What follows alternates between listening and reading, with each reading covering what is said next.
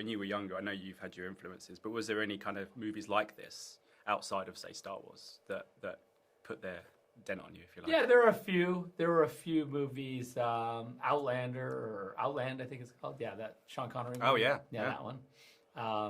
You know, that you feel like what you want is like this kind of sort of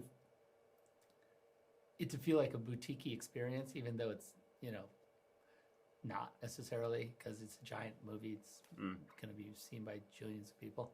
But I think that it's cool, especially in sci-fi.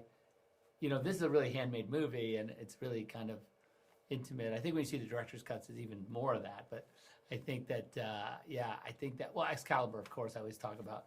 And that's the kind of similar experience, like where that was an R-rated movie, and I remember I was way too young. I don't know how I got in, but I did sneak in, and I just can remember going like, this, I should not be seeing this, but I need to see it. Yeah. And so, yeah, I think that sort of going to the cinema had that feeling, because I think at home, you know,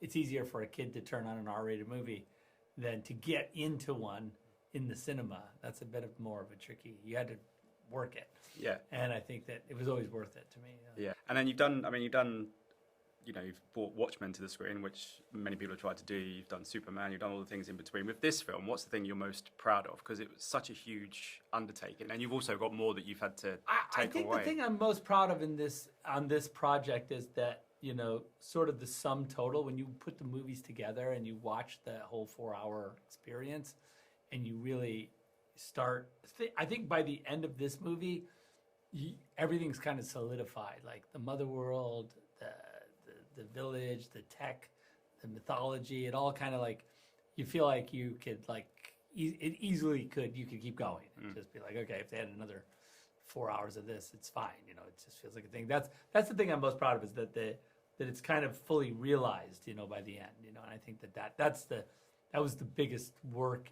but also, you know, the most fun is really being able to paint in all the corners, and like, no, if you look over there, it's good. Yeah. You won't break it over there. Yeah. You know, I think that was the best bit. Yeah.